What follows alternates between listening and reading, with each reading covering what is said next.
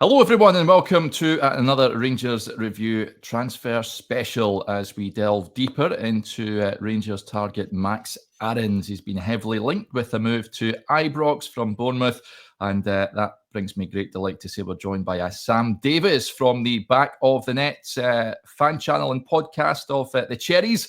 How's it going, Sam? Good to have you on. Very well, Derek. Not too bad. Lots of transfer rumours happening down south here, and not all of them good for us at the moment because it seems to be that everyone is leaving and Max looks likely to be the next.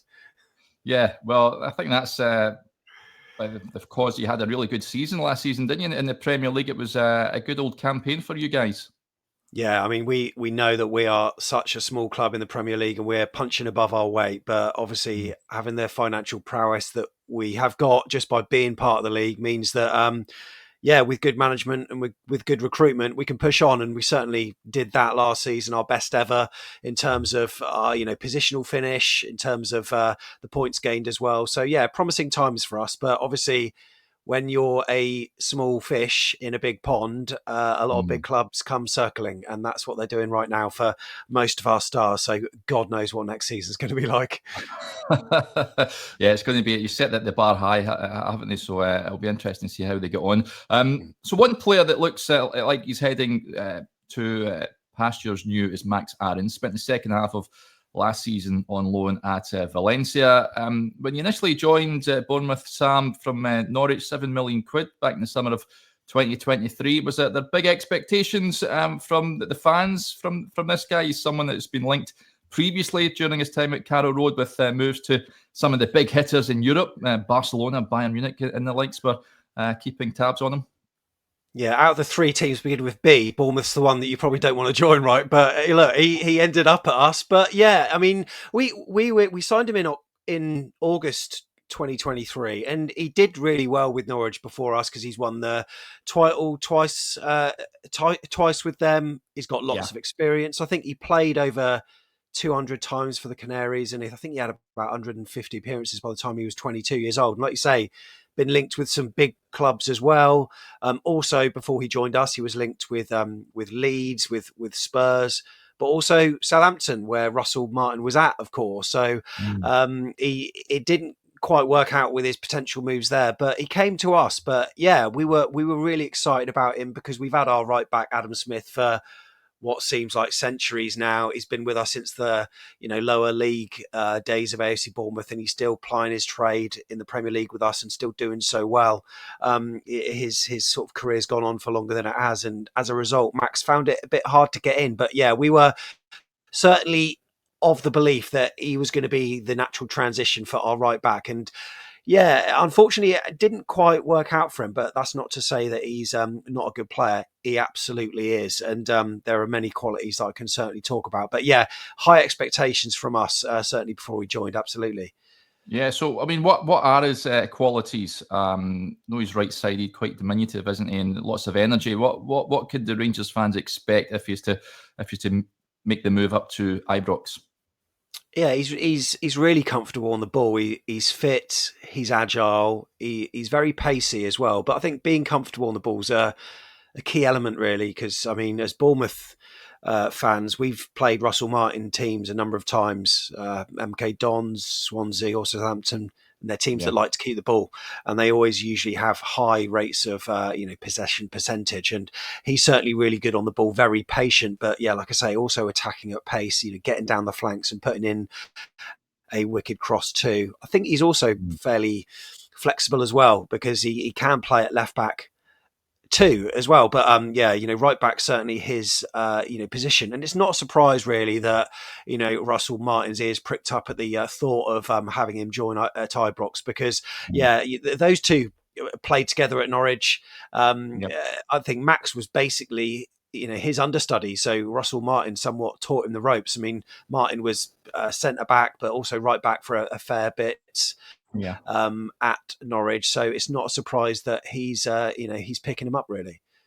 Yeah, defensively, is that a strength of his game, or is it? What are his weaknesses? Going forward, I think he's pretty good at, isn't he? But the defensive side of the game, what's that like? It's pretty good, but it's so hard to know what he was like because we didn't see enough of him in a Bournemouth Yeah. shirt, really. And Andoni Iraola being our manager, he's a right back. When he was a player, he's a right back. So he's looking for his right back to be in a certain mould. And it just felt like Max Aarons wasn't quite that. I mean, look, we had, like I say, Adam Smith, and then we signed another right back from a Mexican, Julian Araujo. And then this last season, when we had an injury crisis, you'd think that Max would be a shoe-in for that right back spot. But like Iraola chose to convert our centre midfielder Lewis Cook and put him right back, which must have been a bit of a kick in the teeth. But I just don't think he fits our system. But he is an exceptional player. But from what we see, we didn't see enough. I think that at the start, he was a little bit like a rabbit in the headlights, but he grew into matches. But also, the more games he got under his belt, he looked certainly more equipped. His height may be a factor that you could potentially look at as being maybe not enough. But I think in his brain, he certainly makes up for that. And, positionally, when he's in a position to cut out a cross and stuff, he'll always make sure he's there. Very strong in the tackle as well. And he's got bundles of energy, which means that if he was to lose the ball a bit further up the pitch, he can rescue himself by busting the gut and getting back and retrieving the ball. So I wouldn't say his weaknesses are too much, really. One of the things I would say, which, before he joined Bournemouth, he was very injury free, not prone to injuries as well. But he managed to get a hamstring injury in his first season at Bournemouth, and that sort of put him out for quite a bit, which may have sort of lost him confidence a bit. The team was doing well without him. And then this last season, he struggled to get back in. But I think to fit and muscle a side of Russell Martin's, I think he'll be phenomenal for you. Interesting. Rangers do have a lot of the ball, so you'd imagine that you'd see plenty of it, of course. Do you think it's just down to that no fallout with the manager or anything? Just sometimes the player and coach might not agree on the way forward, and he's just found himself, maybe his nose out of joint a little bit there. He just doesn't fancy him. Yeah, I think so. There's nothing that he's publicly said. There's always some, rumours behind the scenes. But one thing I can say is that when he spoke in a recent interview he did with, he's fairly close with Chris Reeve, who presents Talk Norwich City, which is a great, Norwich YouTube channel. Yeah, he did an interview with them maybe a month or two ago. So that's sort of during his loan spell at Valencia. And he would only speak highly of Andoni Iraola and the current AFC Bournemouth side. I think he's just, pretty much out of favour. But I can imagine it must be quite hard for him because he was a lad that at Norwich was voted EFL Young Player of the Season. He was in the EFL Team of the Season twice, the PFA Team of the Year twice. He was nominated for the Golden Boy Award, prestigious award, back in 2020 as well. And plus, he's been involved with England under 19s and 21s, even winning with England under 21s as well. So I can imagine it's not so much a fall from grace because he's playing in the Premier League, but just maybe just a reality check of how much harder it is to, stake your claim when you're in a Premier League side that, especially is, doing so well. But for him, I really do think this will be the ideal move. Yeah. You think the fact, we play in front of 50,000 fans every other week, Sam. There's a lot of expectation and a lot of demands placed upon players that wear the jersey. Often you hear people say that it sometimes weighs too heavy on players' shoulders. Do you think he has a mentality to thrive in that environment? Yeah, absolutely. He thrived well at Norwich City. At Dean Court, we're always the laughing stock of every football fan in the land for our garden shed of a stadium, which will be expanded at some point, I'm told. Yeah. But I don't think that that'll be a problem for him as well. And obviously having matches under his belt for England under 21s as well. He's played in some real high stake football matches, and it'll be really interesting to see how he handles matches, such as the Old Firm and stuff. But I think he'll embrace it. He's a player that's just hungry for football. And I think even despite it not going well at Bournemouth, his loan spell at Valencia's maybe been a little bit disappointing for him as well, because he hasn't played as much as he would probably like. But I think having that connection with Russell Martin is absolutely huge. And, he'll certainly challenge for the right back spot, but not just that, make it his own in no time at all. And I think the Rangers fans will just love his intensity, and he will get it really, really quick, and he'll put in sort of nothing less than 100%. Yeah, by all accounts, I think the two clubs that are talking over this looked like the Rangers were looking for a loan deal. Bournemouth said to be looking for a permanent transfer. How much do you think that he's worth, and would you accept if you're the Bournemouth owner, Sam? Yeah, we signed him for 6 million at the time, which I thought might be a bit sort of lower than what I would usually think. I mean, as a Premier League side, you're always used to having to pay big money for a lot of these players. So to get what seemed like a relative steal for 6 or 7 million is not bad at all. I don't know with this one. I don't see the point of a loan out, to be honest. I don't quite see why we would do that. I mean, it all, I suppose, hinges around Iraola, who's with us for another season. He's not signed a contract extension beyond that yet. Maybe he could be in favour with whoever replaces him. If that happens, we all hope that we keep Andoni, of course. But to me, a loan doesn't make sense. And if we were to sell him, it would just be for a few million. If that, I think it would be for quite a low figure, really. But he's still young. He's still got a fair bit of potential. I think the fact that he is a Premier League player means that we can usually inflate the price a little bit, but I don't think it would be for anything more than what we paid for him. Put it that way. Yeah. Has there been any other clubs sort of sniffing about him? I mean, it sort of came out the blue over the last few days. I think that the Rangers were in discussions to bring him up north, but has there been any murmurings that he could head elsewhere down there? I certainly haven't heard anything. No. I've heard a couple of clubs mentioned, but I can't even remember who they were. That's how sort of legit the rumours were. But with Rangers coming in, I just think it's the perfect fit for him. I really do, and like having that Martin factor is huge. And I think he would be a standout player in that side. Absolutely.